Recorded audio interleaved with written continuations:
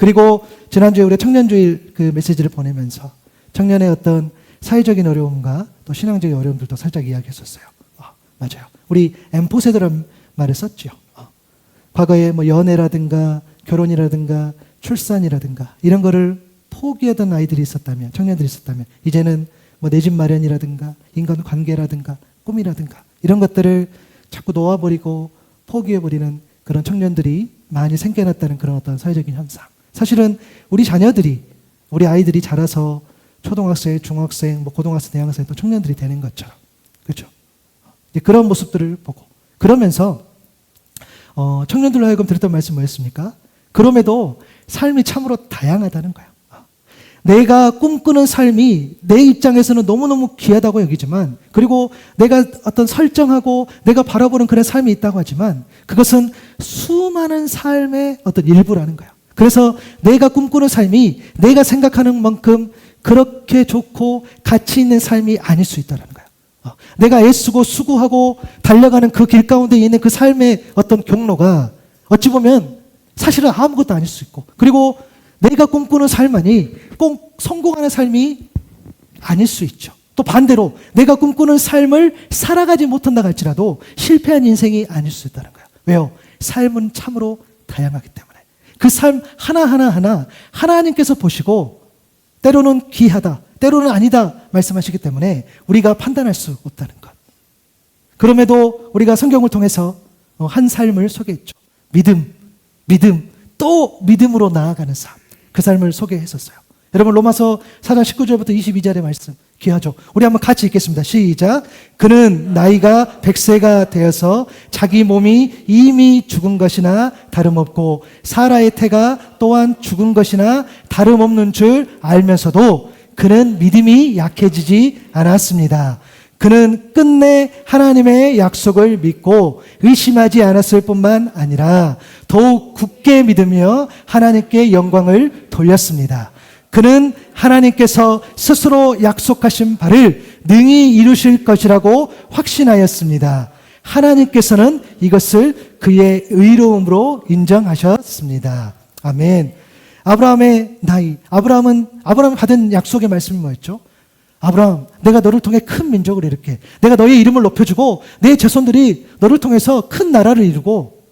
아니 하나님, 저는 제 몸은 너무 늙었어요. 심지어 제 아내는 불임, 이제 아이를 낳을 수가 없어요. 그 전에 하나님께서 빨리 자녀를 주셨다면 그 약속을 내가 믿을만 할 텐데, 받을만 할 텐데, 이미 우리 아내는 생명이 끊겼어. 더 이상 새로운 생명에 대한 희망이 없는 그런 삶, 실제로 그런 모습입니다. 제가 어떻게 그 말씀을 받을 수 있겠습니까? 라고 말해도 되는 그런 상황이었어요. 그런데 그럼에도 아브라함과 사라, 아브라함은 어떻게 했습니까? 그 믿음이 약해지지 않았다겠어요.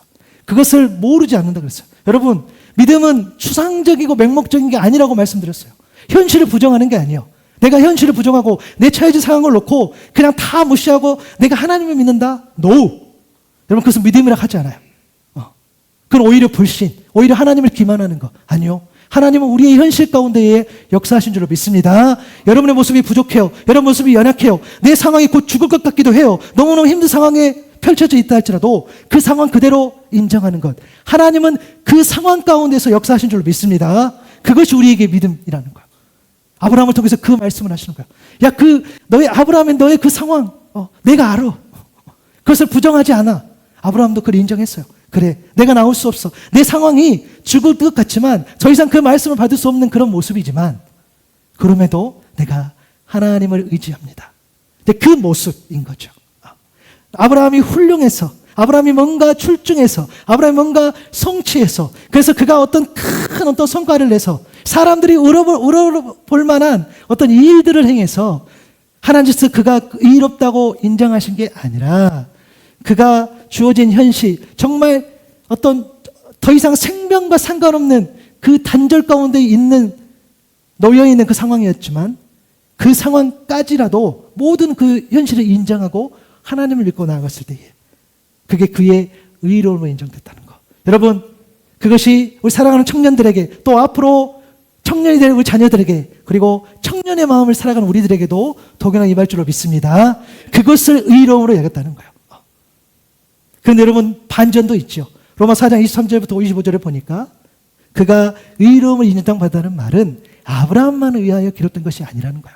그것이 옛날에 옛날 그때의 어떤 누군가의 어떤 믿음의 사람이나 어떤 한 사람의 어떤 무용담 같은 이야기가 아니라 하나님께서 의로 여겨주실 우리, 곧 우리 주 예수를 죽은 사람 가운데서 살리신 분을 믿는 우리까지도 위한 것. 그러니까 예수님의 십자가, 예수님 돌아가셨죠. 그 죽은 자 가운데서 살리신 분, 예수님의 십자가와 부활을 믿는 우리에게도 그 동일한 의로움이 임한다는 거예요. 그래서 우리는 이제 지금 여러분 가운데에 내가 하나님 앞에 의로운 자로 섰다라고 할 때는 여러분 주님의 십자가를 온전히 의지하고 그 부활을 붙잡았을 때에 우리 또한 아브라함처럼 의롭다 여김을 받을 줄로 믿습니다. 그 인생, 그렇죠? 그 인생을 우리가 권면하면서 그 인생을 살기를 소망하면서 드렸던 말씀이었죠. 이렇게 자녀가 청년이 되고 청년이 가정을 이루고 또 부모가 되죠. 그러면서 가정이라는 공동체가 이제 생기는 거고 더 나아가서 사회 공동체가 이루어지는 거죠. 사실 여러분 우리 신앙인들에게는 공동체는 곧 교회죠. 맞아요. 우리가 공동체 하면 교회를 생각합니다. 그렇다 보니까 우리가 공동체에 대해 생각해 보면 자꾸 어떤 종교적인 모습과 어떤 우리 어떤 주일날 예배드린 그런 문화에만 국한되어서 생각할 때가 참 많은 것 같아요. 여러분 우리가 공동체라고 하면 제가 네이버 사전을 한번 찾아보니까 생활이나 행동 또는 목적 따위를 같이 하는 집단 딱 보니까 사실 어떤 사람들의 무리예요. 또 구글에서 검색을 해보니까 같은 목표, 관심사 또는 생활 환경을 공유하면서 결속력을 가지고 함께 살아가는 사회적 집단이 사실은 공동체라는 사전적 의미를 가지고 있어요. 그러니까 여러분 공동체가 사람들의 모임, 사람들의 무리라고 한다면 교회는 여러 공동체 가운데 사실 하나이죠. 맞잖아요. 여러분 세상 사람들은요, 그러니까 세상 사람들은 보편적인 시선으로 교회를 봤을 때는 사실은 특별하지 않아요. 그냥 교회에 다니는 사람들 무리라는 거죠. 사실은 아무것도 아니에요. 그냥 여러분 잘못된 게 아니죠. 신앙생활 하지 않는 분들은 교회 다닌다 그러면 그냥 동아리로 생각하실 수도 있어요. 맞잖아요. 우리 주일날 모여서 등산 가는 것처럼, 모여서 뭐 어떤 음식을 먹는 것처럼, 모여서 운동을 하는 것처럼 그냥 그들은 주일날 교회라는 곳에서 어느 건물에 가서 예배 드린다라고 여길 수 있다는 거죠. 그렇다 보니까 근데 반대로 저와 여러분 교회 아니면 또 안 되잖아. 여러분 교회 엄청 특별한 것으로 여기죠. 아멘? 아니에요. 우리 교회 특별한 것으로 여기잖아요. 그러다 보니까 세상 사람들하고 좀 약간 거리감이 생긴 거예요. 야, 그거 별로 특별한 거 아니던데? 그거 그냥 사람들 모여서 예배 드리는 거 아니야? 라는 거. 근데 마치 우리는 교회가 아니면 안 될 것처럼, 물론 믿음으로 가지만 그렇게 여기다 보니까 세상 사람들로 하여금 거리감이 생겨. 그리고 또 하나는 뭐냐면 교회가 그렇다 보니까 세상은 교회를 내가 생각했을 때는 그냥 너희들 사람들의 무리거든. 근데 우리가 막 특별하게 여겨요. 그렇다 보니까 우리가, 교회 다니는 우리가 그 교회 다음에 본질을 잃어버릴 때는 그렇게 밉상이 된다는 거야. 야, 너희들 모여서 뭐 예배하고, 뭐 사랑하고, 뭐 찬양하고, 누군가를 섬기고 그런다면서. 그런데 보니까 그렇지 않는 모습들을 많이 보게 되면 너무너무 밉상이라는 거야. 그렇게 해놓고 너희들만이 무슨 특별하다, 너희들만이 우월하다, 너희들만이 구원받는다, 막 이런 이야기를 우리가 하잖아요. 너희들만 구별돼, 너희들만 특별해, 너희들만 우월해, 너희들 뭐 돼? 라고 사람들이 손가락질 할 때가 있는 거죠. 그래 생각하면 우리가 참 이 교회 공동체가 그런 시선을 받을 때는 힘이 들기도 하지만 반면에 믿지 않는 사람들이 우리가 교회라고 해놓고 그 교회 다음에 본질을 잃어버린 그 모습을 보였을 때에 손가락질 받는 것이 어찌 보면은 좀 당연할 수도 있겠죠. 왜? 우리가 그렇게 교회 사랑한다고 했으니까, 아낀다고 했으니까 라는 거죠.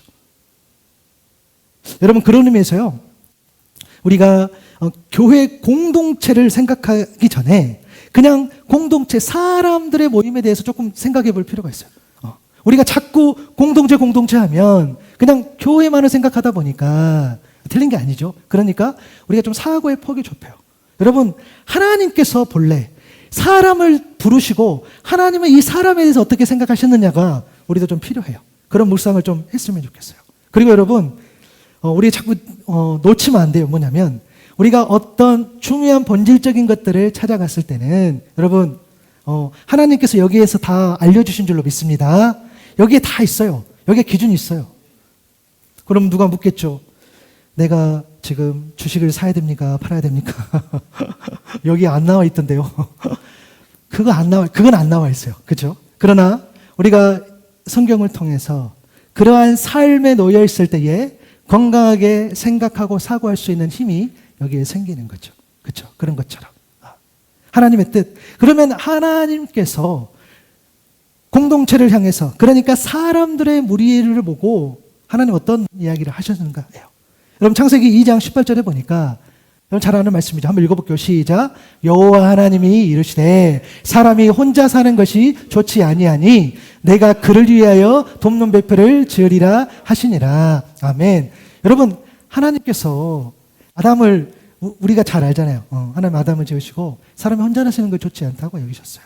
그러니까 하나님은 처음부터 한 번도 어떤 개인을 향해서 물론 우리 신앙인 개인 거긴 하지만 하나님은 한 번도 공동체를 염두하지 않으신 적이 없어요. 한 번도. 물론 하나님은 언제나 내가 너를 지명하여 너를 불렀고 내가 너를 사랑하고 라고 말씀하시지만 하나님의 큰 프로젝트 그 그림 안에는 언제나 사람은 홀로 있는 것을 말씀하시지 않았어요. 왜? 사람이 홀로 있는 것이 좋지 않아. 사람이 혼자 쓸 수도 없고 사람이 혼자 잘할 수도 없고 사람이 혼자 성숙할 수 없어. 사람이 혼자 힘으로 하나님의 사람으로 거듭날 수가 없다니까요. 그래서 우리가 성경을 통해 알고 있잖아요. 아브라함 같은 인물을 하나님 선택. 물론 아담을 하나님께서 부르셨고 그 과정에 또 우리가 잘 아는 노아 때에 한 번 또 세상이 정리가 되죠. 그리고 또 지나서 그리고 결국에는 우리가 잘 알고 있는 믿음의 사람, 믿음의 조상 그 아브라함을 통해서 이스라엘이라는 공동체를 하나님께서 허락하시죠. 그 사람들의 무리. 그렇죠. 그것을 통해서 하나님의 사람이 어떤 모형, 어떤 샘플인지 어떻게 살아가는지를 우리가 하나님께서 또 그 출애굽을 통해서 그리고 그 광야를 통해서 그리고 그 가나안 땅을 가는 그렇죠. 그 여정을 통해서 하나님께서 사람과 또 공동체에 대해서 끊임없이 말씀하시는 것들을 보게 됩니다.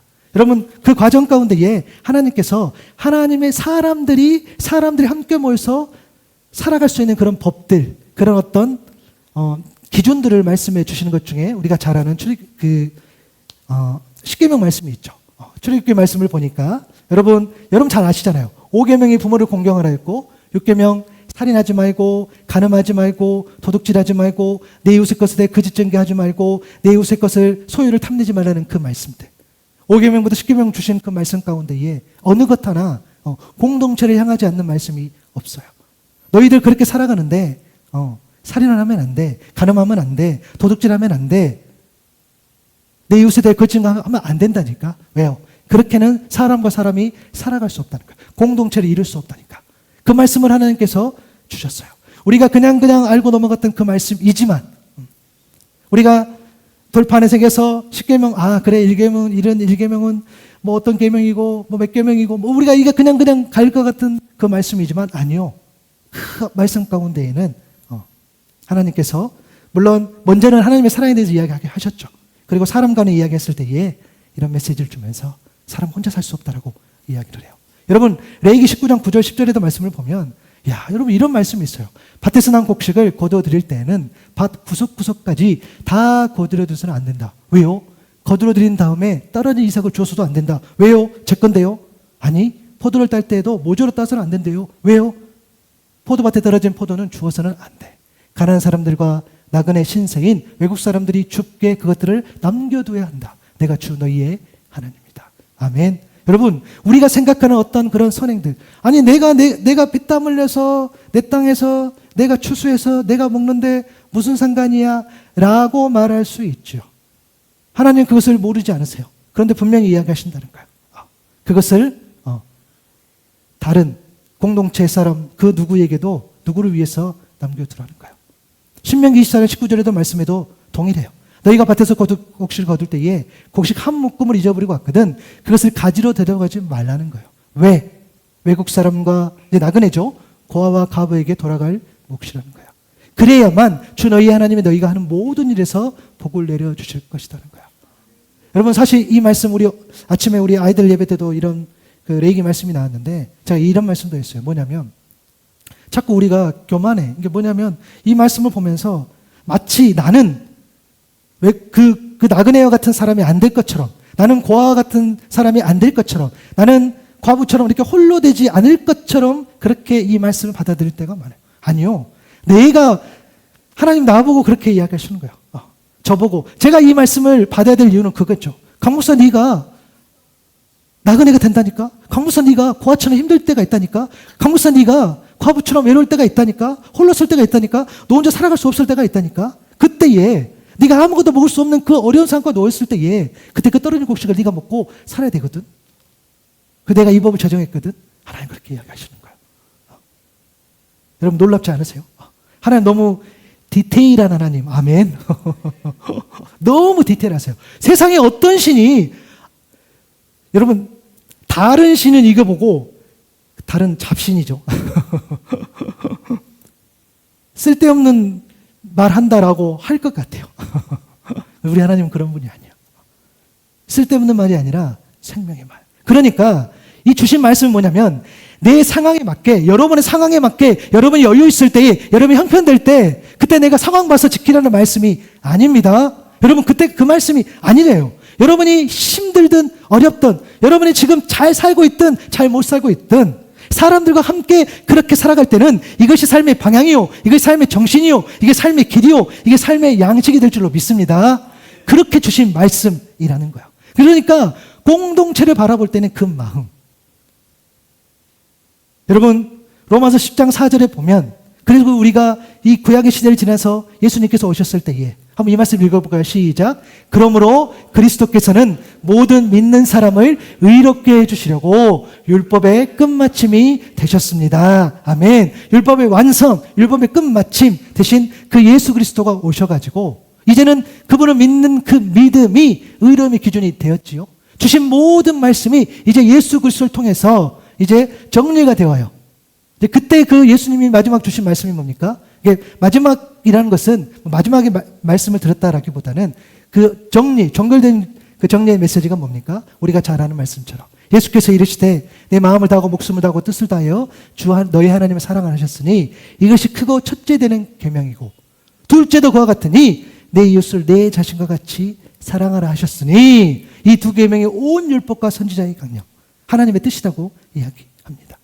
예수 그리스도를 믿는 믿음으로 하나님을 사랑하고 같은 믿음, 같은 마음으로 이웃을 섬기고 사랑하는 것, 그것이 사람들의 무리, 사람들의 모임, 사람들이 함께하고 있는 공동체를 향한 하나님의 뜻임을 믿습니다. 그러니까 내가 아니라 너를 섬기고 너를 사랑하는 것은, 여러분 그것은 도덕이 아니에요. 도덕일 수 있죠. 그러나 본질적으로 도덕이 아니고 윤리가 아니고 어떤 정치 이념이 아니라 하나님의 뜻인 줄로 믿습니다. 세상은 그것을 마치 도덕처럼, 윤리처럼, 정치 이념처럼, 그래서 내가 필요할 때는 취하고 필요 없으면 안 하고 내가 유리하면 취하고 불리하면 버리는 그런 것이 아니라 하나님의 뜻이라는 거예요. 공동체를 향한 하나님의 뜻. 그 사회 공동체 중 하나 중에 하나님의 말씀, 예수 그리스도를 믿는 믿음으로 구별된 공동체가 바로 교회 공동체. 비록 교회가 사람들에게는 특별한 곳이 아닐 수 있으나 하나님 보시기에 합당한 공동체로 변화되고 거듭날 때는 하나님이 세상에서 특별히 구별되게 세워주시고 더 나아가 하나님의 영적 도구로 쓰임받게 되는 줄로 믿습니다. 그러니까 여러분 우리 이제 그런 촌스러운 거 하면 안 돼. 뭐야, 우리 교회가 특별한 곳인데요, 우리 교회가 구별된 곳인데요, 소리쳐도 소용없어. 여러분 우리 그런 촌스러운 신앙, 죄송해요, 난 촌스럽다 생각해요. 내가 말로 아니요, 여러분의 삶으로 내가 너 사랑한다니까 아니요, 말할 수 있죠. 그러나 같이 이야기도 들어주고 같이 밥도 먹고 같이 기다려주고 그런 삶의 행위, 그런 거 없이 누군가를 사랑한다, 누군가를 섬긴다, 아니요, 그럴 수 없어요. 늘 겸손하게. 우리가 말이 아닌 거죠. 여러분 그런데 놀라지 마십시오. 세상은 말할 것도 없고 그런데 교회도 오늘 지금 이와 같은 질문을 해요. 어떤 질문입니까? 교회 공동체가 꼭 필요합니까? 라는 질문을 우리가 받게 돼요. 교회 공동체가 꼭 필요하냐? 여러분 죄송한데 세상의 답은 이미 한쪽으로 길었어요. 교회 공동체 필요 없다라는 거예요. 너희들 거기 모여서 뭐 예배하고 뭐 한다는데 뭐 예수님 뭐 가르침 뭐 어찌고 저찌고 뭐 한다는데 아니요. 세상의 답은 이미 한쪽으로 기울어버렸어. 교회 공동체 없어요. 어떤 분들은 징글징글하다는 표현까지 줬어요. 사실 최근에 또 저도 얼마 전에 여러분이 알만한 또 큰 대형교회 또 우리 자녀들이 있어서 막 자세히 설명하기 어렵지만 또 막 스캔들이 나고 여러분 저도 징글징글해요. 그런 거 보면서 물론 저도 무서워요. 목회자로서 저도 그런 실수 할 수 있겠죠. 너무너무 무서워요. 근데 그런 일들이 너무너무 많이 나오니까 근데 그것들이 사람들 입에 오르내거리고 또 앞으로 그런 것들을 또 막 회자하고 도대체 누가 교회 공동체를 괜찮다고 할까라는 그 질문들. 그런데 심지어 교회까지도 교회 공동체가 필요하냐라는 질문을 우리가 지금 받고 있는다는 거예요. 만약에 여러분들 가운데에 교회 공동체 가운데에 말 못한 상처와 아픔이 있다면 질문할 수 있겠죠. 나도 내가 하나님을 믿지만 나도 하나님을 내가 예배하지만 정말 하나님 교회 공동체가 필요합니까? 라는 질문을 할 수 있다는 거예요. 여러분 제가 최근에 어떤 유튜브에서 목회자 두 분과 성도 한 명이 대화하는 어떤 그 채널의 어떤 그 유튜브를 잠깐 보게 됐는데요. 주제가 이렇습니다. 교회 공동체는 필요할까? 너무 무섭다. 이제 그런 어떤 대화들을 하고 있는데 사실 우리 신앙인들에게 교회 공동체가 필요할까라는 질문 중에는 이제 코로나 이전과 이후가 좀 바뀌긴 했어요. 우리 안에 이제 온라인 예배가 급격하게 서기 때문에 그렇죠? 우리가 유튜브를 통해서 말씀도 보고 은혜도 받고 하는 것들을 보기 때문에 온라인 예배, 오프라인 예배 뭐 이런 것들의 어떤 논쟁도 있을 수 있겠죠. 그런데 코로나 이후에 큰 변화가 있어요. 보니까 교회를 못 가니까 방 구석에서 내가 예배를 드리니까 은혜를 받는 거예요. 심지어 편해. 심지어 상처도 안 받아. 사람들하고 부딪힐 일도 없어. 여러분 신앙생활에 도움이 된다는 의견이 많아요.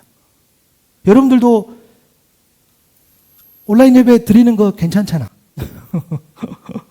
한 번씩 드리는 거 좋잖아. 물론 주중에 우리가 그것으로 저도 그것 통해서 이 말씀 준비할 때도 연구도 많이 하고 그래요. 그렇죠? 또 유명한 우리 목사님들은 어떻게 이런 어떤 관점들을 가지고 있는지 또 공부도 하지요. 그런데 대부분 교회의 스트레스로 요인으로 보면 신앙생활 하는 분들이 보면 결국에는 사람과의 관계. 맞아요. 그러니까 근데 여러분 너무 슬픈 게 뭐냐면 큰 교회를 가든 우리 샘물교회는 뭐 아주 작은 교회니까 작은 교회를 가든 그 교회에 맞는 상처가 존재한다는 거예요. 너무 슬퍼. 여러분 왜 큰 교회 찾아가? 거기 가니까 여러분 큰 교회의 모순이 있어요. 뭐냐면 그렇게 사람이 많은데 가면은 익명성이 보장받아. 아무도 안 만날 수 있어. 맞죠? 아무도 안 만나려면 큰 교회를 가. 너무 이상하지 않나요? 그렇게 사람이 많은데 그 교회를 갔어. 큰 교회를 갔어. 사람을 아무도 안 만나. 그렇죠? 그래서 실제로 사람들에게 시달리지 싶지 않고 싶어서 또 정말 숨어 살기 위해서 그런 사람들. 그리고 반대로 우리 청년들 같은 그 경우에는 막 봉사를 너무 많이 시킨다는 거야. 이럴 때도 부르고 저럴 때도 부르고 그게 너무너무 싫다는 거야. 그러면 그 공동체가 필요하다는 거야. 이런 질문을 받게도 되는 거죠. 반대로 작은 교회 갈등은 뭐냐면 너무 이것은 이제 제 사례는 아니고 이제 그 패널 나온 목사님이 이야기하시더라고요. 목사의 관심을 너무 받고 싶어 한다는 거야. 그러면 관심을 받지 못한 성도가 있으면 서로 모함하고 이런다는 거야. 이거는 좀 공감은 안 돼요. 네. 여러분도 제 관심 받고 싶고 그런 거 아니죠? 그래 괜찮아요? 이런 것들 맞아요. 그럴 수 있겠죠. 그럴 수 있죠. 누구의 관심 받고 이런 거. 물론 제가 여러분들 중에 누구는 더 관심 갖고 덜 관심 갖고 여러분 그러기에는 우리가 너무 작죠. 그죠? 조금 더 많아지면 좀 고민해 볼게요. 그런 일이 생길 수 있는지 모르겠으나 어찌됐든 상처를 받아요. 그런데 그 과정 가운데 이런 이야기가 있어요. 뭐냐면 친한데 사랑하지 않는다는 거예요. 나 너무 이게 고민이 많이 돼요. 그러니까 작은 교회를 생각해 보면 굉장히 이제 그런 걸로 따지면 여러분 우리도 도전이 돼요. 여러분 우리가요 친하죠. 친하다고 해요. 친해요. 우리 예배 드리고 밥도 먹잖아. 친해. 근데 사랑하지 않는다. 이건 좀 다른 것 같아요. 여러분 교제라는 것이요 사람의 친밀한 말을 의미하지 않아요. 여러분이 저를 그냥 친근하게만 대해준다? 그럼 나는 서운할 수 있어요. 우리가 관계를 맺는다는 건 뭐죠? 허물도 알아. 부족해. 연약해. 그런데 여러분 기다려주는 거잖아요. 아이고, 강 목사 오늘 나가서 설교하는데 무슨 말인지 전혀 모르겠어. 그냥 눈 감고 있어. 잘 모르겠어. 근데 그냥 기다려줘. 그래, 다음 주는 잘하겠지. 여러분 다음 주는 잘하겠습니다. 다음 주는 잘할게요. 이런 거. 여러분 이게 관계죠. 서운한 거 생겨요. 여러분 저라도 여러분한테 서운한 게 없겠어요? 없어. 저는 없어. 저는 없는데 생길 수 있죠. 이런 것들. 여러분 제가 그 스토리에 댓글을 한번 찾아왔는데 제가 5개를 찾아왔거든요. 봐보세요. 침묵은 다지는데 서로 사랑하지 않아서 라는 말씀에 공감합니다. 친하게 지내다가도 자신의 체면이나 이득이 관련된 상황이 되면 사랑하지 않기 때문에 상대가 죽든 말든 개념치 않는 모습을 많이 봤어요. 그래서 더욱 환밀히 느껴졌고 위선적으로 보였어요. 라는 것들. 누구든 우리들 중에 누구든 이런 얘기 할 수 있겠죠. 두 번째 댓글 보니까 대형교회의 특징이 정확하네요. 수많은 군중 중에 하나로서 익명성을 보장받는 그런 신앙생활. 그리고 작은 교회 내에서 피할 수 없는 어떤 관계적인 상태들. 그럼에도 오프라인 공동체는 필수적이다. 맞죠? 우리 동의하는 부분이죠. 세 번째로 보니까 너무 귀찮게 그래요. 이건 청년인 것 같기도 하고 교회 봉사 다녀오는데 때때로 반쯤 강의할 때가 있어요. 어렸을 때 엄마가 크니까 교회라는 작은 사회가 절 내몰더라고요. 진절머리가 나서 어머니랑 다시는 절대 같은 교회 안 다닌다고 선언했고 따로 조용한 곳 다닙니다. 저 알아보거나 말 걸면 바로 안 다니고요. 여러분 이거 듣고 고민되더라고요. 여러분 알아보고 바로 안 다닐까 봐 내가 갑자기 걱정됐어. 이런 이야기 할 수 있죠. 그리고 네 번째 보니까 목회자나 사역자들은 성도를 섬긴다고 하는데 교회 안에 허드렛 일을 봉사라는 이름으로 성도한테 다 떠넘겨져 있는 게 실상이죠. 누가 누구를 섬기고 있는지 사역자 빼고 다 알고 있다는 거예요. 여러분 저는 이건 공감 안 돼요. 적어도 저는 여러분들에게 허드렛 일을 회개합니다. 제가 그래도 여러분 밥 먹을 때 숟가락 정도 넣을 수 있잖아. 예. 근데 앞으로 그럴 수 있죠. 제가 여러분들을 사랑하고 섬긴다는 그런 마음으로 허드렛 일을 그쵸 의미 없게. 그러나 우리 그런 것 같지 않은데 어찌됐든 그런 얘기 할 수 있어요. 그리고 5번째 댓글. 사실 가장 잘 정리해주고 이 논쟁을 또 나아가서 해결책까지 제시하는 것 같긴 해요. 길게 말할 필요 없어.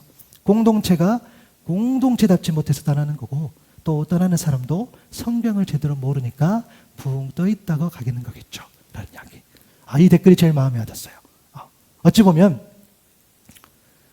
교회 공동체가 변화하고 성숙을 위한 일을 여기 찾을 수 있을 것 같아요. 하나는 뭐냐면 교회 공동체가 교회 공동체다움을 회복하는 거예요. 하나님께서 교회로 우리를 교회로 예수 믿는 우리로 우리를 부르셨는데 그 다음은 무엇인가? 라는 것도 하나. 그리고 모든 말씀의 기준, 그러니까 모든 삶의 기준, 모든 행위의 기준, 모든 삶에 나아가는 그 여정의 기준, 그 성경을 제대로 아는 것. 그것이 교회 공동체다움을 또한 회복하는 일이겠죠. 그래서 우리는 교회 공동체다움이 뭔지를 살펴보려니까 오늘 본문. 그래서 늘 사실은 우리가 모두가 초대교회의 어떤 모습으로 가는 거죠. 그럼 여러분 질문해 볼게요. 왜 우리는 교회 공동체스러움을 이야기할 때에 초대교회의 모습을 살펴봐야 할까라는 질문을 할 수 있잖아요. 왜 교회의 모델을 가지고 요즘에도 지금도 굉장히 많은 어떤 교회의 모델들 또 다양한 것들이 연구되어지고 그런 모습들을 보이지만 여전히 우리가 교회다움을 이야기할 때 왜 사도행전 2장, 사도행전에 기록된 그런 어떤 교회의 어떤 초대교회들 처음 교회의 그런 모습들을 찾는 것인가, 참고하는 것인가, 그것을 의미하는 것인가. 말 그대로 교회의 첫 시작이기 때문이겠죠. 또 시작이기 때문에 그 교회 우리 주님께서 교회를 허락하신 그 목적과 이유가 그때에 또 나와 있기도 하겠죠. 그리고 교회를 처음 시작했던 그 첫사랑의 그 감격, 그 사랑, 어찌 보면 투박할 수 있는 그 모습, 그러나 정말 말 그대로 본질인 그 모습. 이 이유도 맞고 저 이유도 맞지만 오늘 보니까 제가 조금 다른 이유로 꼽고 싶은데 그것은 오늘의 말씀의 제목처럼 우리가 교회가 초대교회 모습을 살펴보는 이유가 뭐냐면 구원받는 사람이 날마다 더해지는 공동체였기 때문입니다. 아멘. 오늘 말씀의 제목이죠. 오늘 본문 46절과 47절을 한번 읽어볼게요. 시작. 날마다 마음을 같이하여 성전에 모이기를 힘쓰고 집에서 떡을 떼며 기쁨과 순전한 마음으로 음식을 먹고 하나님을 찬미하며 또 온 백성에게 칭송을 받으니 주께서 구원받는 사람을 날마다 더하게 하시니라. 아멘. 보니까 첫 번째 모습이 뭐였습니까? 이 구원받는 사람이 날마다 더해지는 공동체가 어떤 공동체였을까 보니까 날마다 마음을 같이 해서 성전에 모이기를 힘썼다는 거예요. 여러분, 날마다 같이 한 마음, 그 마음은 뭡니까? 예수 그리스도를 향한 마음이겠죠. 예수님의 십자가와 부활을 기억하고 찬송하고, 그리고 사도행전 모습 여러분 기억하시죠? 모였을 때 예수님께서 부활하시고 여러 형제들에게 모습을 보이고, 그리고 때가 되니 승천하시면서 다시 오겠다라고 이야기했을 때에, 맞아요. 다시 오신다는 그 메시지를 믿고 더 성전에 모이기를 힘쓴 것도 이유가 되겠죠. 어떤 동력이 될 수 있겠죠. 그러니까 예수님의 십자가와 부활, 다시 오심을 기대하는 그 한 마음. 성전에서 모였다는 것은 보통 학자들은 그 이방인의 뜰 동쪽 끝에 있는 그런 솔로몬 행각, 그런 넓은 공간에서 모임을 가졌을 거라고 봐요. 그곳에서 모여서 성전에서 말씀을 듣고 특별히 기도하고 이런 모습들. 그러나 그때의 모임이라는 것은 물론 맞습니다. 유대인의 어떤 그런 문화들, 그들이 유대인이기 때문에 성전에서 어떤 그런 문화들을 남아있겠죠. 예수님 오셨습니다. 그러나 이젠 다르겠죠. 모임 하나하나가 예수 그리스도를 믿는 모임, 그러니까 그 마음과 태도가 분명히 달랐을 겁니다. 그 형식이 어느 날 갑자기 바뀌지는 않겠으나 예배하는 자세, 그런 마음의 태도들은 달랐겠죠. 그렇게 모여서 어떻게 합니까? 그 사람들은, 그 교인들은 성전에 모여서 사도들로부터 하나님 나라와 예수님에 관한 그런 가르침을 받겠죠. 당시는 성경이 아직은 없죠. 그러다 보니까 예수님의 직접 목격하고 배움을 입은 사도들을 통해서, 그 메시지를 통해서 성도들에게 이제 그 내용들이 전해지니까 얼마나 큰 유익이 된지 몰라요. 그랬을 것 같아요. 베드로 선생님 어디 계실까? 정말 예수님 물에 빠졌을 때 정말 일으키니 정말 걸어서 갖는 그게 맞는 말입니까? 라고 물어보기도 하고, 뭐 그런 거겠죠. 그러면서 여러분 어떻게 합니까? 거기에 모여서 메시지를 듣고 말씀을 배워가면서 들어가면서 신앙의 기초를 쌓아가는 그런 모습들, 날마다 성전에 모여서 그런 공적인 예배를 이야기하겠죠. 여러분, 공적인 예배를 대하는 태도는요, 여러분에게 유익합니다. 이런 거겠죠.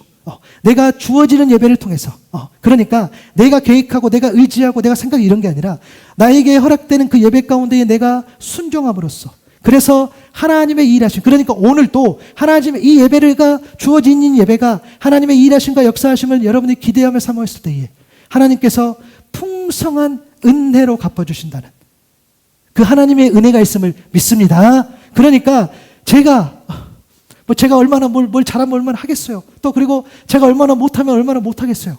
물론 못할 수 있죠. 그러나 하나님이 은혜 주시는 것은 다르다는 거야. 여러분이 온전히 작정하고 내가 오늘 하나님 무슨 일이 있더라도 내가 은혜를 받아야 되겠습니다 라는 그 예배를 향한 그런 공적인 예배를 대하는 그런 태도.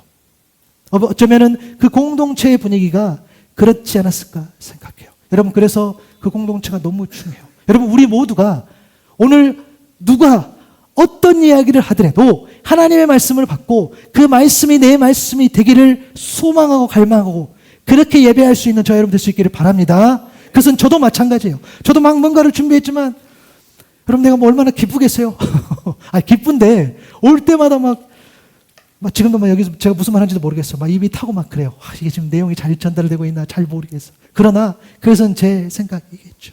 하나님, 제가 개떡같이 말해도 뭐죠? 그 짝이 찰떡인가? 뭐 하여튼 그거 있잖아요. 찰떡같이 여러분이 그냥 알아듣는 거예요. 여러분 능력이 아니라 성령께서 함께 해주셔서. 아멘. 그래서 저는 성령의 충만함을 늘 기도하는 거예요. 왜냐? 하나님 도와주십시오. 내가 무슨 말을 해도 성령께서 잘 다듬어 주셔서 그 상황과 형편에 맞게 그 말씀이 심령에 새겨지게 도와주십시오. 아멘. 그 마음이 있어요.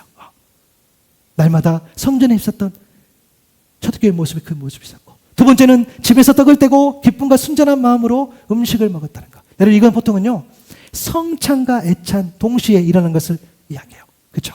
집에서 떡을 뗐다는 것은, 가정에서 보통 모여서 성찬을 통해서, 그죠? 자연스럽게 주님의 십자가를 기억하고 기념하면서 주님의 몸, 주님의 피, 집에서 떡을 떼고, 그리고 애찬, 같이 식사하고 하는 것들인 거죠. 공동 식사. 여러분, 제가 사실 작년에 이 부분에 대해서 설교를 했었어요. 물론 좀 내용이 다르긴 했었으나 그때 제가 여러분에게 설명했던 예시했던 자료들 중에 1세기 교회 예배 이야기, 그렇죠? 로버트 뱅크스가 쓴 그 이야기 내용 제가 좀 그대로 인용해 볼게요. 이런 내용이 나와요. 그때 당시를 상상으로 쓴 거죠. 식사 중에 그들에게 빵을 나눠주시며 그것이 자신을 나타내는 것이라고 하셨습니다.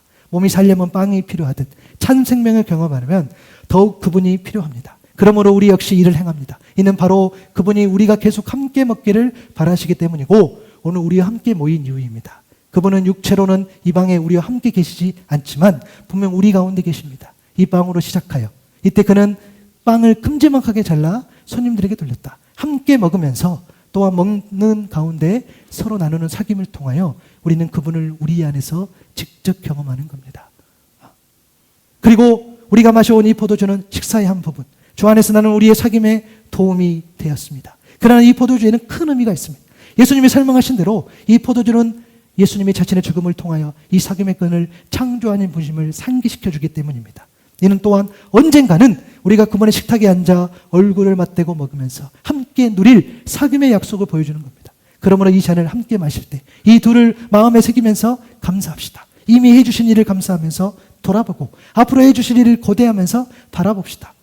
그리하여 우리의 만남을 통해 그분과 함께하는 하나됨을 더욱더 드러냄으로써 이른바 이 땅에서 하늘을 조금이나마 맛볼 수 있기를 바랍니다. 그때 그 분위기, 이렇게 해서 식사를 하고 하는 것들. 지금 저희가 사실 제가 이제 교회 등록을 안 했기 때문에 성찬을 나중에 해야 되겠다라는 생각도 있지만 우리가 언젠가 조만간에 성찬을 할 때 우리는 이렇게 할 수 있어요. 저는 이렇게 하고 싶어요. 이렇게 할 예정이고 우리가 이곳에서 둥그렇게 빵을 나누면서 그게 너무 자연스러운 거죠. 성찬을 하고 주님의 몸과 피를 나누면서 그리고 함께 또 공동 식사로 식사하고 이런 것들. 그게 초대교회 가운데에 늘 일상으로 가정 가운데에서 있었다는 거예요. 그리고 세 번째가 뭡니까? 하나님을 찬미했다는 거. 맞아요. 하나님을 찬양하고 높이는 거. 여러분, 찬양은 두 가지가 있어요. 하나는 맞아요. 오늘 우리가 찬양했던 것처럼. 물론 비록 아직은 제가 혼자 인도하고 여러분 같이 하지만 여러분, 제가 그때 수요 우리 오전 예배 때 수요 오전 예배 해도 우리 몇 명, 그쵸, 한 2명, 3명 우리 성도님들 원래 1명 계셨거든요. 지금 우리 성도님 이제 3명까지 나왔어. 아멘. 부흥했어. 근데 또 우리 다른 교회 성도님까지 해서 한 5명 우리 예배 드리는데 제가 그런 이야기 했어요. 앞으로 반드시 그런 날이 온다. 수십 곡 찬양하는 날이 온다. 수십 곡 내가 우리 예배 가운데 찬양할 때에 그때 꼭 앞에서 예배를 드리시라라고 했는데 오늘 여러분들에도 말씀드립니다. 그날 제가 여러분들에게 우리 설목교회에서 예배 드릴 때에 찬양팀과 함께 수십 곡을 찬양하며 하나님께 올려드릴 때에 여러분도 꼭 오늘의 이 메시지를 이렇게 가면서 앞에 서실 수 있기를 바랍니다. 그런 날이 오기를 소망합니다. 맞아요. 그 찬양. 저는 그렇게 믿어요. 우리가 비록 그냥 우리의 육성으로 때로는 MR로 때로는 기타 한 대로 그냥 찬양 그 형식은 그럴 수 있지만 우리 안에 특별히 우리 교회 가운데에 찬양이 있다고 믿습니다. 하나님을 높이는 그 믿음. 그렇죠? 그게 찬양이고요. 또 하나는 뭐냐면요. 받은 은혜의 경험을 나누는 것 또한 찬양이에요. 내가 받은 은혜, 내가 받은 거, 하나님께서 이렇게 역사하셨어. 하나님께서 내 기도를 들어주셨어. 그 나눔. 하나님께서 내 기도를 들어주시지 않았어. 내가 좌절하고 절망했는데 하나님께서 조금 가니까 다른 길로 나를 인도해 주셨어. 내가 조금만 더 기다릴 걸. 그런데 정말 하나님께서 그 길을 열어주셨어. 이 나눔, 이것이 찬양이지요. 아멘. 이것들이 일어났다는 거예요. 하나님을 찬미했다는 것. 우리가 곡조로도 찬양하지만 우리의 삶에 받은 그 은혜를 나눔으로써 그 나는 은혜를 전하고 또 전하면서 누군가는 넘어지기도 하고 누군가는 일어나기도 하지만 그 가정 가운데 역사하시는 그 하나님, 누군가는 시험에 합격하기도 하고 누군가는 시험에 떨어지기도 하지만 그럼에도 그 가정 가운데 역사하신 그 하나님, 그 하나님을 우리가 경험했을 때에 그것을 높였을 때에 그것이 찬양이지요. 그리고 마지막으로 온 백성에게 칭송을 받았다는 것. 여러분, 이거 세 번의 보정에 보니까 그래서 그들은 모든 사람에게 호감을 썼다 그랬어요. 너무너무 중요해요. 여러분, 예수 믿는 자로서 정말 호감 사는 매력적인 삶을 살아가는 그러한 그리스도인이 되길 바랍니다. 누가 여러분들을 정말 괜찮다, 누가 여러분들 정말 하나님 안 믿는 사람이, 신앙생활 안 하는 사람이 정말 여러분들이 너무너무 괜찮아요. 귀한 사람이에요. 여러분, 한 사람이라도 있기를 소망합니다. 이름 써서 내실 수 있겠어요? 제가 목사인데 저도 자신이 없어. 여러분 보니까 제가 오늘 다루진 않았지만 사도행전 2장 44절 45절을 보니까 여러분 잘 아는 말씀이잖아. 믿는 사람 모두 함께 지내면서 모든 것을 공동으로 소유하고 또 재산과 소유물을 팔아서 모든 사람에게 필요한 대로 나누어 가졌다는 그 모습. 사실 당시에 그리스도인들을 호감을 갖고 칭찬했을 때 모습 중에 저 모습이 있어요. 그것은 단순히 재물을 팔아서 가난한 사람들을 나눠줘서 라는 그 모습, 물론 그것도 맞지만 그들의 어떤 변화된 물질관 때문에 물질이 나 중심의 물질관에서 하나님 중심으로 바뀌는 그 물질관, 그렇죠? 이것을 보고 사람들이 감동인 거예요. 특히 지금을 사는 이 시대에 지금은 돈이 우상이고 우상의 어떤 선두주자, 모든 것이 끌고 가는 그 돈이 있잖아요. 근데 그것을 나 중심에서 하나님 중심으로 그 재물을 사용했을 때에 여러분 우리는 세상에서 매력적인 사람, 정말 괜찮은 사람으로 설 수 있다라는 거예요. 그렇죠? 근데 꼭 재물도 하나님 앞에 잘 씁시다라고 던질 때에 아멘을 별로 안 하시더라고. 잘 안 돼. 잘 안 돼. 알죠. 물질 잘 쓰기가 어렵죠. 그런데 온 백성에게 칭송받는 그 공동체는 그렇게 했다라는 거예요. 그리고 그들의 선한 행위, 그리고 여러분 칭송받았다는 것은 어마어마한 그런 어떤 삶의 어떤 그런 모습들, 사실은 도덕적 우월감이 있었어요. 그것은 뭐냐면 정말 정직하고 정말 깨끗하고 정말 상식을 지켜가는 그러한 모습이 그 공적인 예배에도 그리고 삶의 예배에도 묻어났기 때문에 사람들이 칭찬한다는 거예요. 교회에서는 이렇고 교회에서는 저렇고. 여러분 제가 그래서 말씀드렸잖아요. 여러분 이야기요. 오늘 여러분의 모습, 목사님, 집사님, 선생님, 이 모습이 우리의 진짜 모습이 아니요. 말했죠. 오늘 이 모습이 신앙이 아니라 여러분이 살아가는 월요일부터 금요일까지 혹은 토요일까지 그때 그 모습이 진짜 신앙. 여러분 그때에, 그래서 제가 오죽했으면 그런 말이에요. 차라리 여러분 저한테 오늘 와가지고 그냥 주일날 퉁명스럽게 하세요. 괜찮아요. 그러나 여러분의 삶의 현장 가운데서는 정말 진실로 여러분 누구들이 만나지 간에 죽게 하듯 여러분이 그렇게 하실 수만 있다면 괜찮아. 까짓거 제가 주일날 욕 좀 먹죠. 괜찮아요. 그런데 여러분들 와가지고 목사님 너무너무 사랑해요 해놓고 일주일 살아가면서 삶을 엉망진창으로 살아간다. 그럼 저한테 사랑한다 하지 마세요. 하지 마. 그러면 나 불편해. 그 거짓말이지 뭐. 그렇게 할 거면 우리의 그 일상의 삶. 그러나 초대교회에서는 그 모습이 있었다는 거. 그리고 마지막으로 관계. 그 식탁 가운데에 어떻게 유대인과 이방인이 한 식탁에서 밥을 먹어요? 어떻게 주인과 종이 밥을 먹어요? 어떻게 남성과 여성, 그때 당시죠, 어떻게 겸상을 하고 식사를 하고 그런 일이 일어나요? 교회가 아니면 안 된 거예요.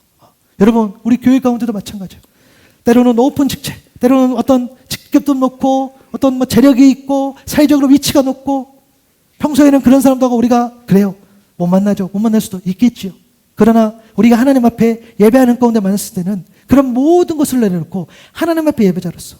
그래서 여러분 오늘 식사하실 때에 또 오늘 교제하실 때에 오늘 또 마치고 돌아가실 때에도 정말 어느 누구라도 인사할 때에 다 그렇게 할 수 있어야 돼요. 죽게 하듯 늘 겸손하게 그렇게 머리를 숙일 수 있고 그렇게 그 사람의 존중할 수 있는 그런 모습이 우리 안에 있기를 소망합니다. 여러분 그렇게 해주시길 바라요. 여러분 우리 그렇게 합시다. 그 나가가지고 엉망진창 그거 뭡니까 그게. 여기서 그냥 막 괜찮다고 여기서 막 머리 숙이고 나가가지고 엉망진창으로 사면 그건 뭐예요? 여러분에게 하는 말이 아니요, 저한테 하는 말이에요. 여러분 잘하고 계셔. 저한테 하는 말이에요. 제가 여러분한테 섬기고 그래서 그리고 돌아가가지고 가정에 가가지고 잘못하고 우리 애들도 있는데 잘못하고 있지만 그렇게 하면 안 된다는 거죠. 그렇죠? 맞아요.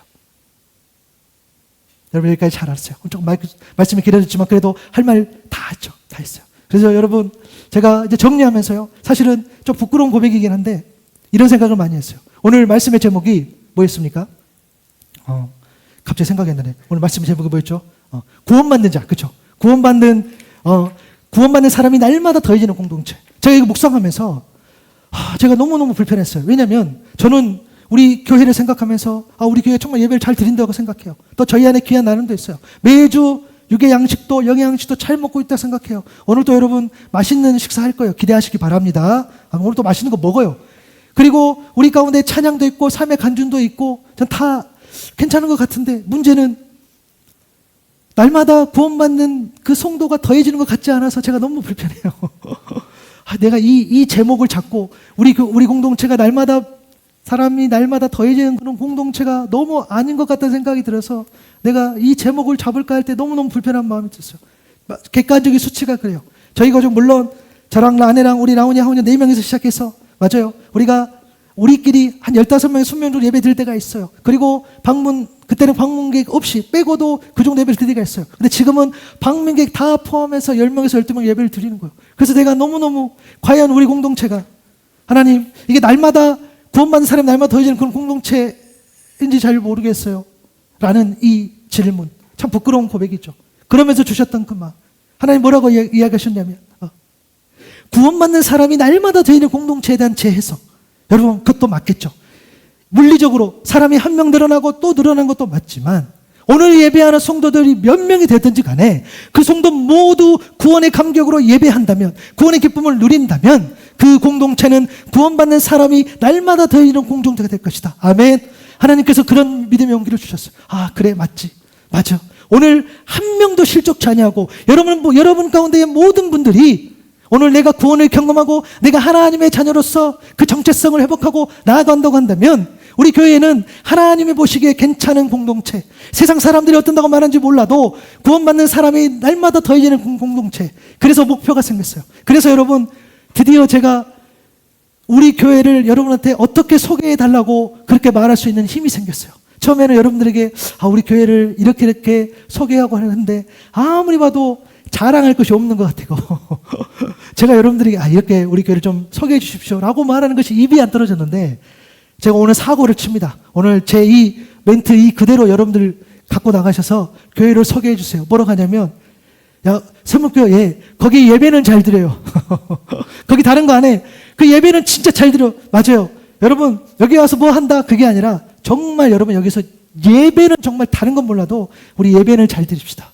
예배는 정말 잘 드려서 정말 다른 거 없어. 정말 예배를 온전하게 드려서 그게 뭐 시간이 얼마나 지나갔든 시간이 짧든 길든 간에 그때 예배 드릴 때 그 예배만큼은 그 교회가 정말 드린다더라. 정말 예배를 드리고자 하신 분은 그러면 우리 샘물교회도 괜찮은 교회이니 와서서 한 번 정도는 예배도 드려도 괜찮습니다라고 말하는 거.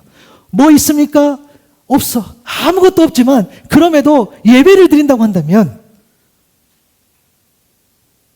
한 영혼도 실족치 않고 모두가 구원을 고백하고 경험하는 그 예배. 그러한 예배가 우리 안에 있기를 소망합니다. 여러분 그래서 여러분들에게 권면합니다. 여러분이 여기를 올 때도 있고 안 올 때도 있겠지요. 맞아요. 그런데 하실 때 올 때마다 그래서 우리는 약속이야.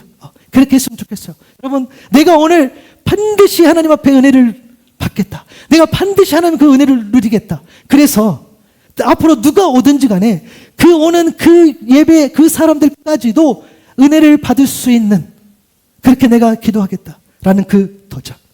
그렇게 한다고 한다면 여기가 인원에 상관없이 우리가 예배하는 그 인원 그 수가 많든 적든 우리가 온전히 하나님 앞에 예배 드림으로써 온전히 그 회복을 경험할 줄로 믿습니다. 그 공동체가 세상 사람들이 보기에는 귀한 공동체가 될 수 있다고 믿습니다. 세상 사람들이 봤을 때에 뭘 하고 안 하고 여러분 나중에 하면 돼요. 때 되면 하면 돼. 그렇지 않아도 우리가 뭔가를 안 한다 그런 것도 아니에요. 그러나 예배는 다르다는 거예요. 예배는 달라요.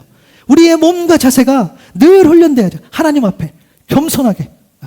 그것은 나도 마찬가지고 여러분도 마찬가지고 한 명도 빠짐없이 하나님 앞에 온전히 그렇게 예배 드리는 그때에 그 예배 가운데에 식탁의 교제가 있고 그 예배 가운데에 하나님을 찬양하는 그 경험을 나누는 그 나눔이 있고 그 예배 가운데에 누군가가 아픈 소식을 전했을 때에 눈물을 흘리고 그 예배 가운데에 너무너무 기쁜 일이 있으면 축하하고 그렇게 우리가 회복될 때에 그 공동체로 섰을 때에 우리는 하나님이 귀하게 보시기도 하고 우리 또한 하나님의 영광되는 그런 삶을 살게 될 줄로 믿습니다. 감사합니다. 하나님 우리 가운데 임해 주실 그분이 우리가 날마다 구원받는 사람이 날마다 더해지는 그 공동체 가운데로 서기를 소망하고 그렇게 살아가고 그러한 예배대로 설 수 있기를 소망합니다.